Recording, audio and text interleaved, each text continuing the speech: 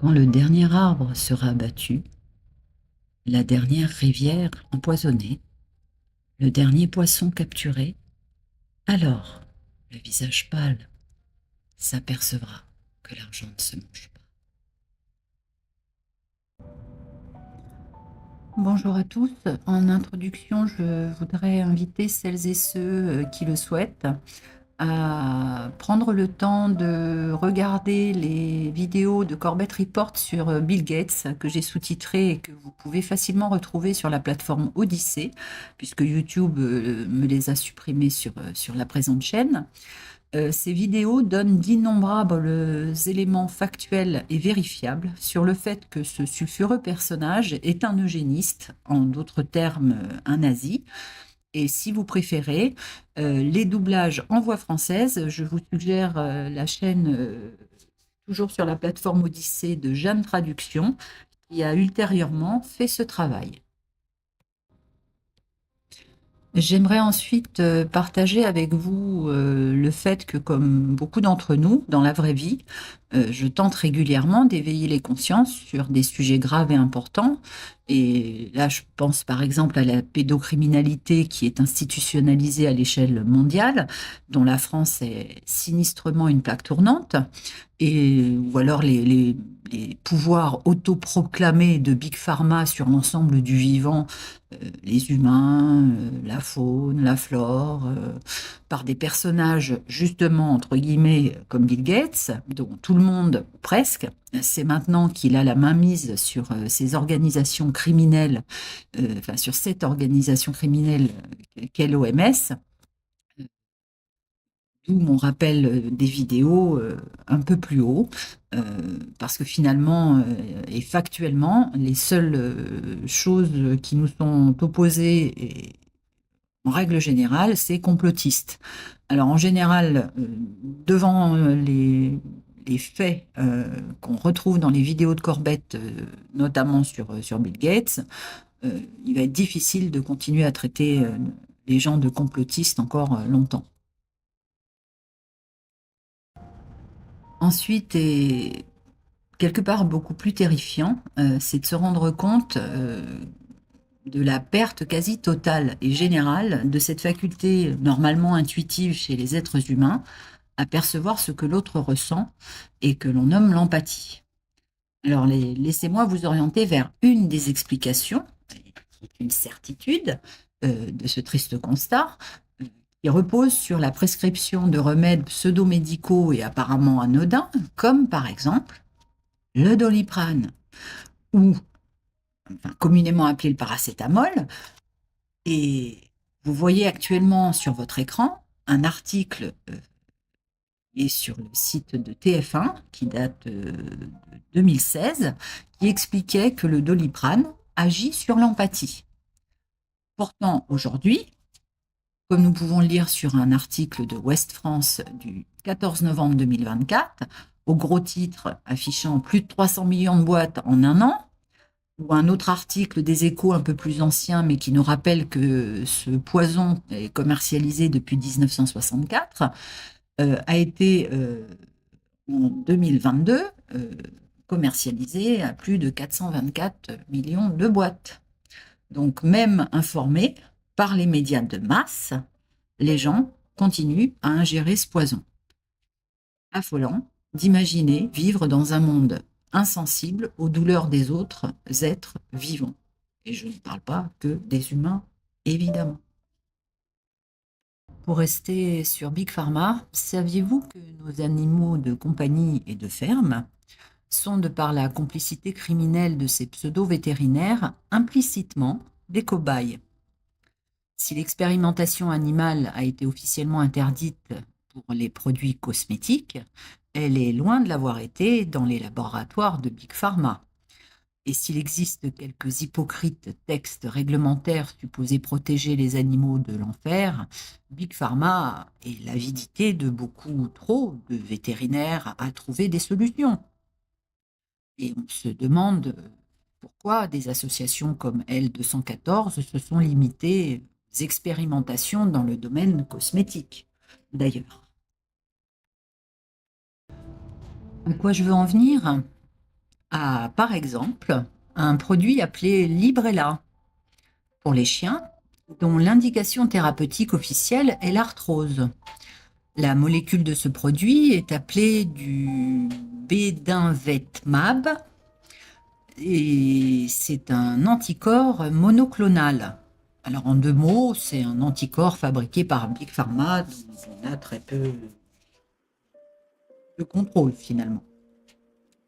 Mais ce que vous ne savez probablement pas est que ce produit initialement testé tant sur l'homme que sur le chien a été provisoirement, j'insiste sur le provisoirement, interdit en médecine humaine suite à des effets secondaires assez catastrophiques, laissant ainsi le temps à Big Pharma de continuer à tester ce produit dangereux sur nos chiens et nos chats. Si vous ne me croyez pas, je vous oriente vers le site internet Vis Medicatrix Naturae, où la personne qui tient ce site a traduit un article paru dans Dog Naturally en octobre, le 31 octobre 2023. Cet article explique les risques de ce pseudo-traitement vendu comme miraculeux par un nombre incalculable de vétérinaires qui facturent au passage au moins 80 € l'injection de ce produit en prescrivant qu'il en faut au minimum 3 et possiblement quelques piqûres de rappel selon l'évolution.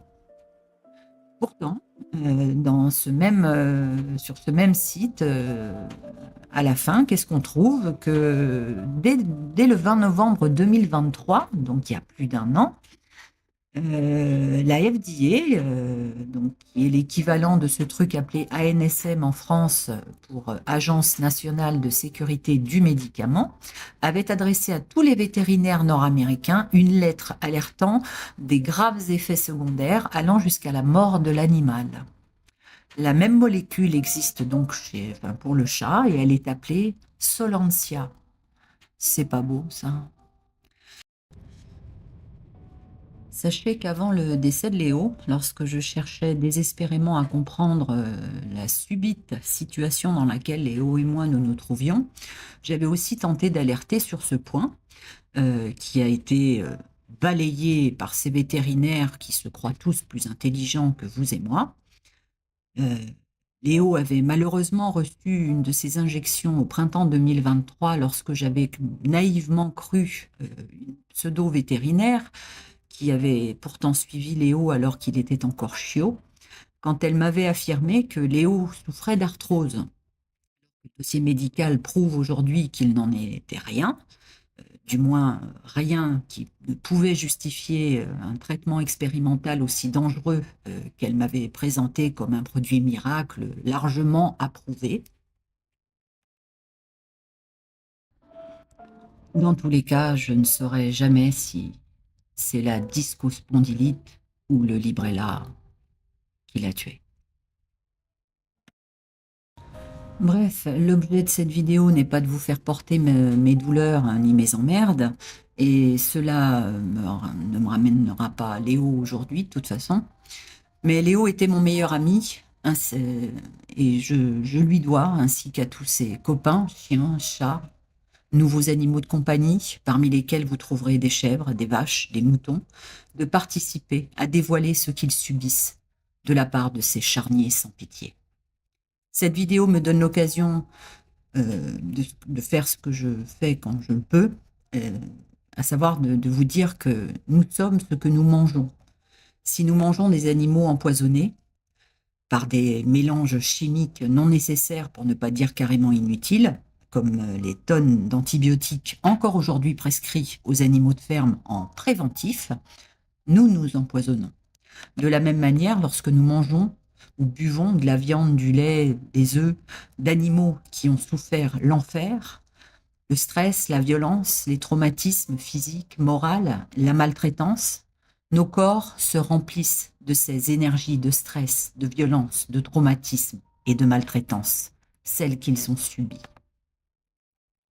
N'oublions pas les tonnes de pesticides, tueurs de biodiversité, épandus par ignorance, stupidité, avidité.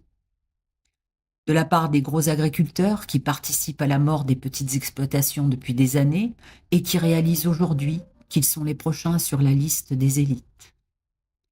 Pour terminer, si je ne doute pas une seconde qu'il y a partout sur notre planète des vétérinaires respectables et même honorables pour tout ce qu'ils font, je crois pouvoir affirmer, sans risque de me tromper, que ces docteurs vétérinaires ont choisi leur métier d'abord et avant tout par vocation, et non pas pour les milliards de pièces d'euros et de dollars que représente ce qu'il faut tristement appeler cette dégueulasse industrie qu'est la médecine vétérinaire aujourd'hui. Merci à celles et ceux qui auront pris le temps de visionner l'intégralité de cette vidéo et qui seront, je l'espère, motivés à la partager, la télécharger, la republier. Il n'y a pas de droit d'auteur, ne serait-ce que pour partager l'information importante sur le Librela, parce que beaucoup de propriétaires d'animaux ne le savent pas et ils sont nombreux à emmener leurs amis à la mort. Si vous pensez que qu'elle peut participer à éveiller quelques consciences, ce sera toujours ça dont nous pourrons ne pas avoir honte.